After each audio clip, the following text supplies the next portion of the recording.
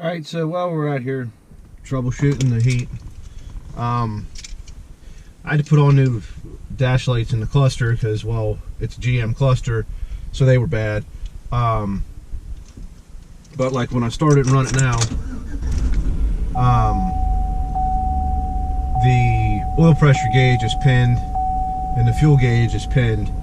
So I think I must have got the needles a little bit off when I was when I had the steppers out and replaced all that and did some and fixed all the lights and all that. So what we're going to do is I'm just paying attention to where they're at and trying to think how much more I'm going to move them over to see where they're at.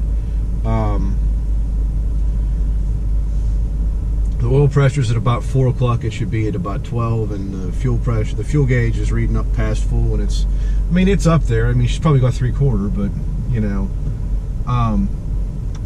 if this isn't where it should be, my wife will run it out of gas or something will happen. So I figure we'll go through how do you get this thing out of here. It really isn't that hard. You just kind of put that over there with the rest of it, put her back in park, so I don't have to listen to it. Get yourself a nut driver. They're 7mm, I think. It's 4 screws. Really not too bad. Big thing you want to watch is that you don't like drop the screw down inside the dash. I mean, it'll fall out the bottom, but if it doesn't, you're gonna have to hunt for it. And I'll just put it here with the other dozen screws that go to something in here that I have. I have most of the passenger side kick panel apart still because I'm waiting for a warmer day to make sure that blend door actuator is doing what it's supposed to do before I put that all back together. I ordinarily really wouldn't care because I can just reach underneath there with my hand and make the blend door go whichever way. But you know,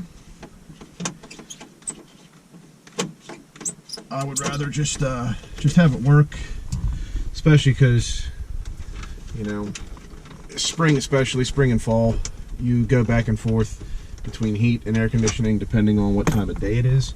I mean, granted, it's only January, but like, you know, I mean, I can almost guarantee we're going to see both snow and 60 degrees where I live, all in probably the same 2-week span, just because, well, I don't know. It is what it is. I'm not that far from where I grew up, and I remember when I grew up we had like snow at Halloween.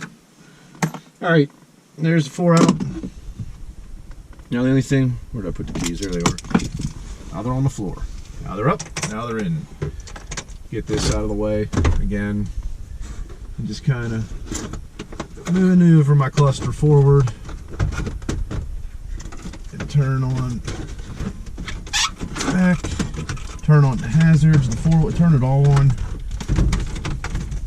Alright, and then I'm actually just going to reach back, unplug it, go up there. Alright, so now, what you can do while you're in the car is, if your steppers are bad, then none of this really makes a difference because you're going to have to replace your stepper motors. But in this case, the steppers are okay. I just have the needles for the cluster on the wrong reading. So I just got to get this thing apart. I have to run in and grab a screwdriver. It's actually clicked all the way back together. I'm trying to use the key. There's 1, there's 2. I knew I could get it. Just pull your front cover off. Now you have your whole cluster open and exposed like this. So what I like to do is just kind of gently set it back in there.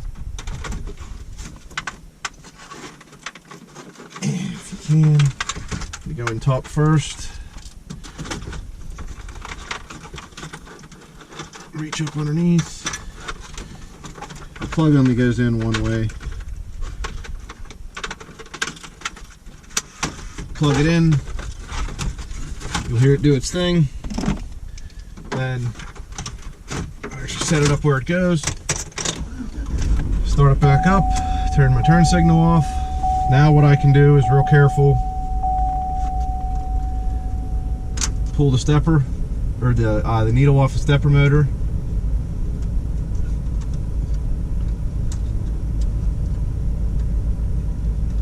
line it up where I want it, set it back on. Same with that one. Set it back on. And then oil pressure I can check. Yep, we got movement, we got stepperage. See the tacks moving, tacks rolling. It's alright. Alright, so easy enough. Not a big deal. Now put the key back in. You don't actually have to pull the cluster all the way out to stick this back on, this clear cover. Get the top first. Make sure you get your little odometer resetting thing on there. Get your clips clipped in. Okay. There's lined up. Then actually, I want this thing to warm up, so I'm going to leave that run for a minute. Yep, we're reading where I want to. Well, the gas gauge isn't, so gotta fix that one.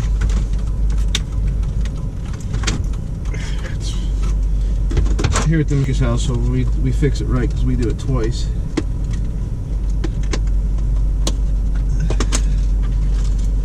Alright, pull that back off. I think I just missed when I put this in.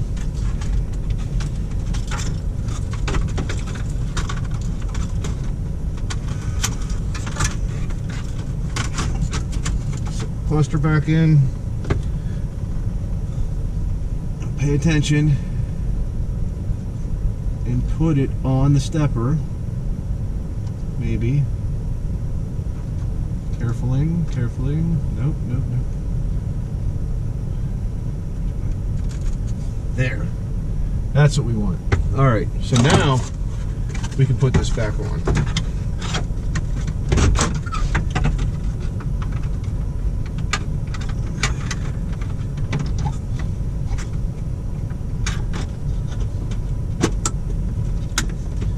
Now, if you don't know what you're doing, this is going to take you. You're going to want to be a lot more careful with this thing, and I probably should be more careful with this cluster, but this is just not that important of a vehicle. I have other parts for these things. And you drop a screw down the dash. Oh, look at that. Oh, she caught it. She's being nice today.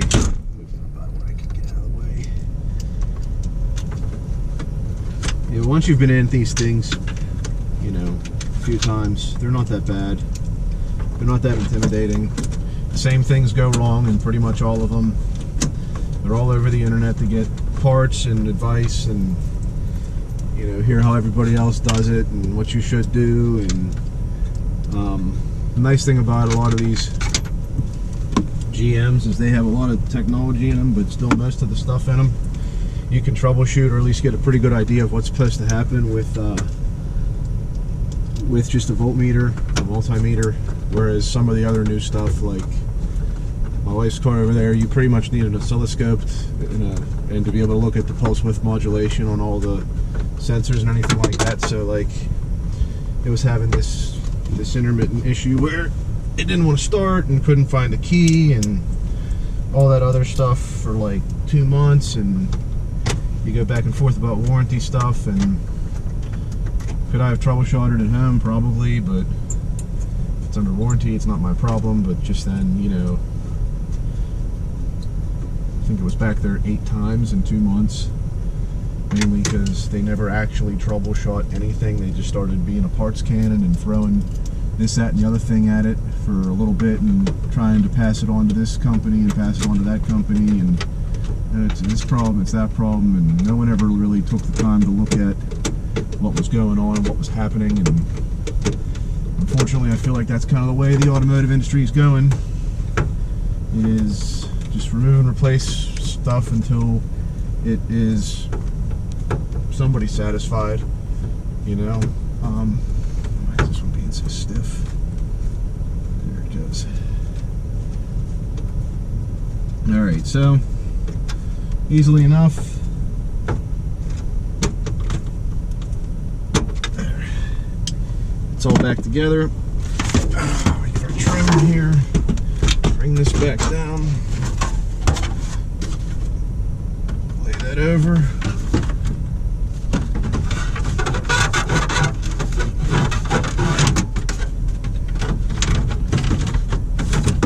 Come on, sweetheart. There it is. Go around the shifter.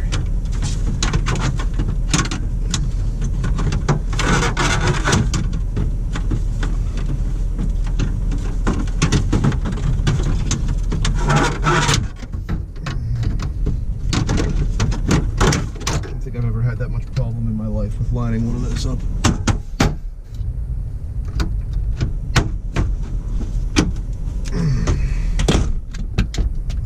Drive it. There you go. So, yep, got oil pressure, fuel gauge is where it's supposed to be. You know, buttons all work.